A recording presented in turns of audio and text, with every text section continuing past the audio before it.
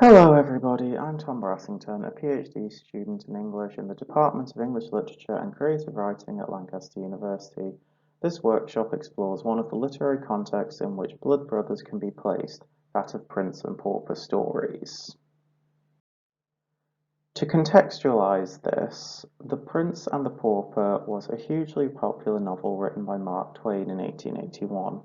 The novel tells the story of Tom Canty and Edward VI of England, who are born on the same day and share a startling resemblance but are of wildly different social standings. When they meet, they share the stories of their lives and each are fascinated by what they hear. They decide to swap places for a period of time. Tom experiences the lavish and bizarre life of noble court formality. Edward experiences the harsh realities and systemic injustices regarding crime and punishment, and how the poor are unfairly affected by the English judicial system. So the blueprint of The Prince and the Pauper is that of two similar-looking people using their likenesses to swap places and learn something about the other's lives. You can likely begin to see which elements the story shares with blood brothers, and the popularity of the story persists throughout the 20th and 21st centuries. On this slide there are some examples of variations on this story, such as the parent trap, the princess switch, and trading places. Please pause the video on this slide. It's a reflective exercise to help establish the key concepts, themes, and motifs of Prince and Pauper stories. I'd like to list 5 bullet points, or up to 5 bullet points. Following that, I'd like you to build on those bullet points by writing 1 or 2 sentences in response to this question: how are these concepts, themes, and motifs represented in stories? And finally, again, building on that, I would like you to think, why are these concepts, themes, and motifs so captivating? What do you think makes writers return to these stories in their works? And again, write 1 or 2 sentences for each bullet. So now that you've done that warm-up exercise and have begun thinking about Prince and Pauper stories, let's apply this literary context to blood brothers. First, let's identify the Prince and the Pauper.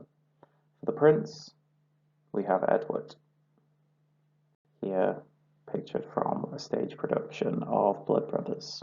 For the Pauper, we have Mickey from the same production.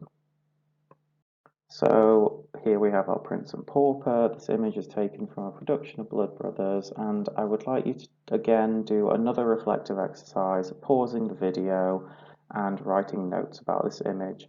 Normally this would involve annotating the picture itself, but you can keep it up on the screen by pausing the video and writing another bullet point list about it. Specifically, I ask that you consider what marks their character differences in this image. So think about how they are portrayed physically in this image, in this still specifically, and how it marks their differences in characterization. So now that you've annotated the image by writing your list of bullet points about their features and how they characterize them, I want you to extend this reflective exercise and pause the video again and write some sentences about the notes you've made. Specifically, I'd like you to think about the differences between Mickey and Edward that are communicated to the audience. So, for example, if you noticed that Edward has nice clean clothes, and one thing about Mickey in this image is like the big tear in his sweater vest. Like think about what that says about the character differences. What do these differences tell you about each character, and what do they tell you about the characters when they're placed side by side, like in this image, since the musical is a lot about the interaction between Mickey and Edward. So now that you've done those exercises, you've begun to consider how the musical engages with the motifs, themes, and concepts of Prince and Pauper narratives through the images of Edward and Mickey. I'm going to shift focus slightly for the remainder of this workshop by considering how Blood Brothers uses these motifs, where the musical aligns and departs with the Prince and Pauper plot beats, and what tapping into this story allows Blood Brothers to do. So we're going to sort of expand and build on and think about how the musical plays with this kind of the sort of plot beats presented in these Prince and Pauper types of stories. In this last slide, we'll consider what ideas are creatively explored in the musical specifically. So let's first consider how Blood Brothers uses Prince and Pauper motifs by looking at what is being staged in the musical. Well, we have Edward and Mickey, a pair of twins. As such, they fit that startling resemblance characteristic needed for the identity swap typical of Prince and Pauper stories. Next, they live wildly different lives. Mickey is working class, Edward is middle class. Most obviously, the musical presents this through a wealth divide.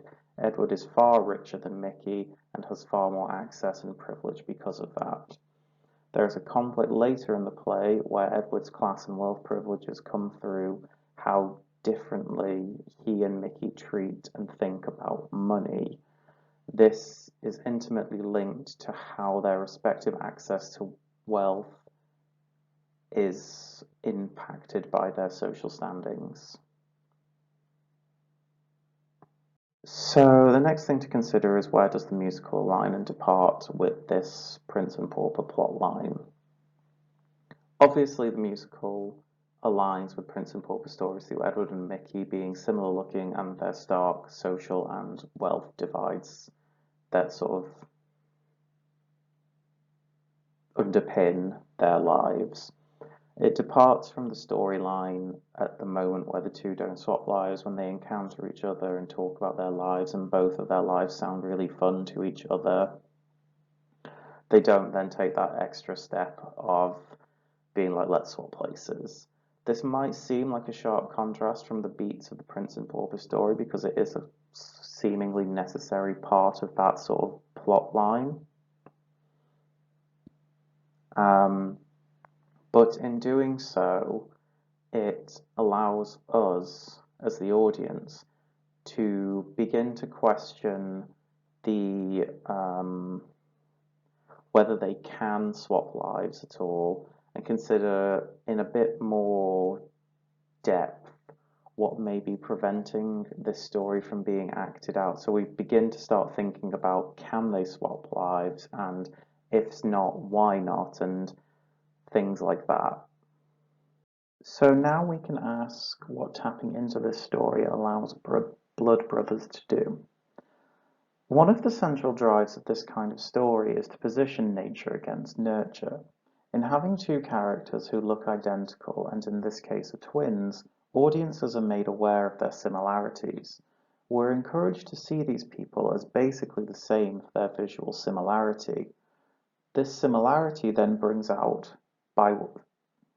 through contrast, the different lives they typically inhabit.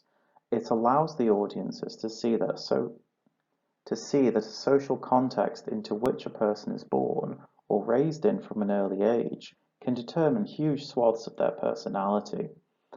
How they treat money, what issues they're sensitive to, and how they respond to various circumstances.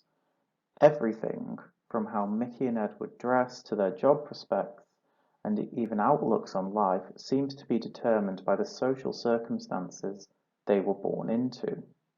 This brings the focus of the play's critique onto the English social class system and raises questions about social mobility. In all, the play aligns and departs with the notion of princes and paupers to draw attention to how social class might be more trapping than it at first appears, with Mickey's prospects being sharply diminished and his life having little upward mobility. Effectively, the musical's use of these motifs allows blood brothers to critique social injustices as they relate to class and wealth in the UK.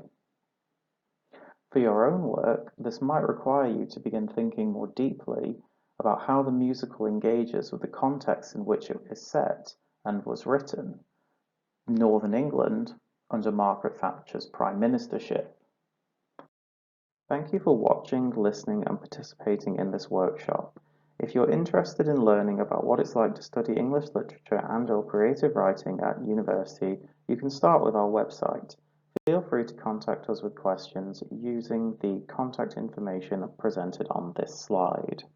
I hope you enjoyed and found this workshop on Blood Brothers and its use of literary context such as Prince and Pauper stories useful and informative.